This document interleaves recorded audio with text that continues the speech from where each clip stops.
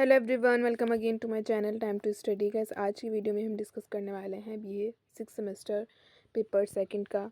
Topic है हमारा दूरस्थ शिक्षा, distance education, milestones and new dimensions of Indian education. Paper second का गाइस हम टॉपिक पढ़ेंगे। तो चलिए अपनी वीडियो को स्टार्ट करते हैं। आज की वीडियो का गाइस हमारा टॉपिक है दूरस्थ शिक्षा के आधारभूत सिद्धांत। इससे पहली वीडियो में गाइस हमने दूरस्थ शिक्षा का अर्थ, परिभाषा और विशेषताओं को कवर कर लिया है। आप जाकर चैनल पे वीडियो अपलोड है, देख सकते हैं। आज की वीडियो में गाइस हम सिद्धांत को डिस्कस करेंगे। तो चलिए अपनी वीडियो को स्टार्ट करते हैं।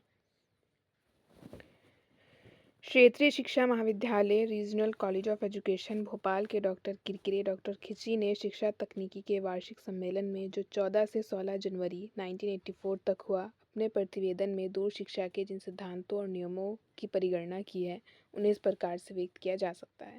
पहला सिद्धांत है हमारा प्रिंसिपल ऑफ मल्टीमीडिया, बहुमाध्यम उपागम का सिद्धांत। दूर शिक्षा में मुद्रित परिपत्रों अथवा पाठों को शिक्षार्थियों को प्रेषित किया जाता है। ये शिक्षार्थी दूर दूर स्थानों पर रहते हैं, अतः मुद्रित पाठों का पूरा लाभ नहीं उठा पाते और उन्हें अन्य सहायक सामग्रियों की आवश्यकता पड़ती है। ऐसी सामग्रियां किसी ऐसे स्थान पर संग्रहित करनी चाहिए जहां पर शिक्षार्थी आवश्यकता पड़ने पर सुविधानुसार आकर उनका उपयोग कर सके।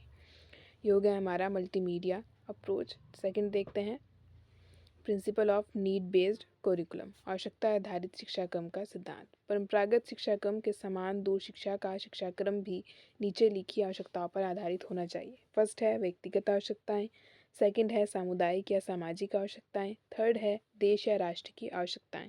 ऐसा होने पर ही दूर शिक्षा का लाभ समाज के लोगों को होगा और शिक्षा समाज या राष्ट्र की प्रगति में सहायक होगी। थर्ड सिद्धांत देखते हैं प्रस्तुतिकरण में स्पष्टता का सिद्धांत, principle of clarity in presentation. यदि पाठ्य सामग्री के प्रस्तुतिकरण में स्पष्टता होगी तो शिक्षार्थी सीखने की प्रक्रिया में संलग्न रहेगा। जब भी पाठ्य सामग्री को मुद्रित रूप में या लिखित रूप में प्रस्तुत किया जाए तो इस बात का ध्यान रखा जाए कि एक अनुच्छेद में एक ही विचार बिंदु अथवा तथ्य को प्रस्तुत किया जाए। इससे प्रस्तुतिकरण में स्पष्टता आएगी। नेक्स्ट सिद्धांत देखते हैं हम जनता में दूर शिक्षा के प्रति समुचित अभिवृत्ति के विकास का सिद्धांत, principle of developing proper attitude in the message toward distance education.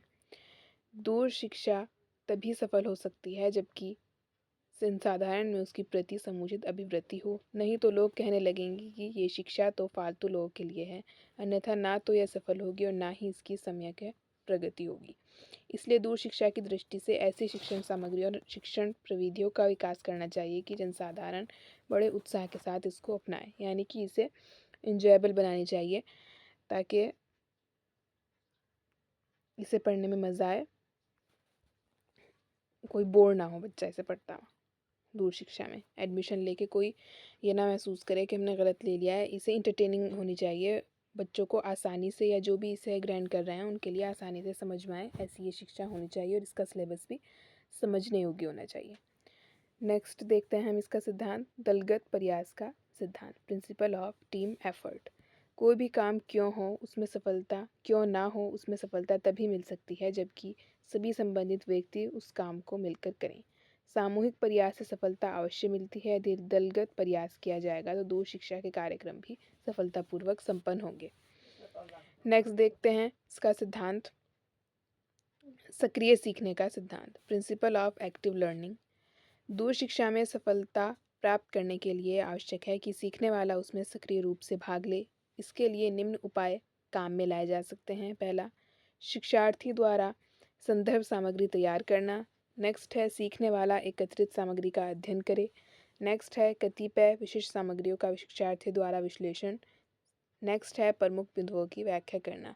सक्रिय सीखने का सिद्धांत में गाइस हम कह सकते हैं कि जो हमारे स्टूडेंट्स होते हैं डिस्टेंस एजुकेशन में, उन्हें कोई असाइनमेंट देना, कोई प्रोजेक्ट बनाने के लिए कहना, उनका वाइवा लेना, इस तरह उन्हें सक्रिय रखा जा सकता है एजुकेशन में। नेक्स्ट देखते हैं शिक्षार्थी में समाजीकरण का सिद्धांत, principle of socialisation in learner.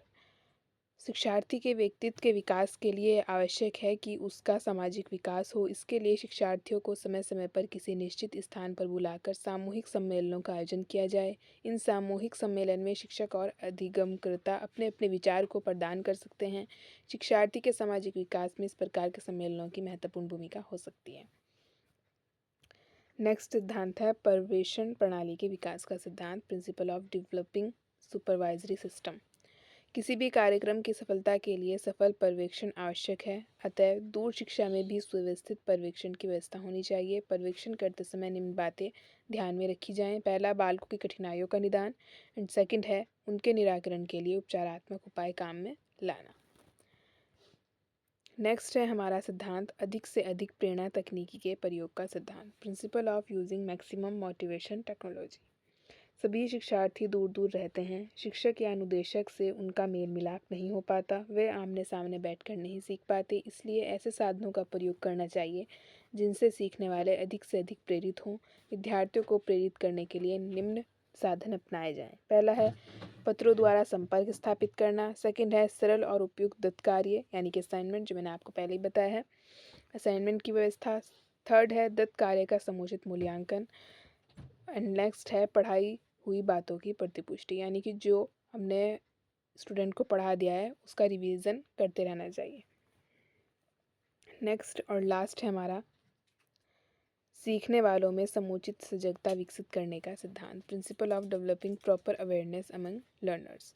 दूर शिक्षा के कार्यक्रम सफल हों, इसके लिए आवश्यक है कि सीखने वाले भलीभांति समझ लें कि इन कार्यक्रमों का आयोजन उनके हित के लिए है, अतः इन सभी कार्यक्रमों में उत्साहपूर्वक भाग लेना चाहिए। यदि उनमें सजगता नहीं बनेगी तो सीखने सिखाने का कार्य उनके लिए लाभप्रद होगा। तो गाइज़ इसी के साथ हमारे जो दूरस्थ शिक्षा है इसका सिद्धांत कंप्लीट हो जाते हैं। आई होप सो आप सभी को अच्छे से समझ आ गए होंगे। बहुत ईजी लैंग्वेज में गाइज़ ये लिखा हुआ है बुक में। आई होप सो कि आपको ज़्यादा समझाने की नीड नहीं है, आपको अच्छे से समझ आ गया होगा। आप इसका स्क्रीनशॉट भी ले सकते हैं, नोट्स बना सकते हैं अपने, एंड ऐसे ही आप समझ के कर सकते हैं। ओके, तो गाइज़ इसी के साथ आज की वीडियो को अपना एंड करते हैं। मिलती हूँ गाइज़ नेक्स्ट वीडियो में नए टॉपिक के साथ। अब तक के लिए goodbye, thanks for watching.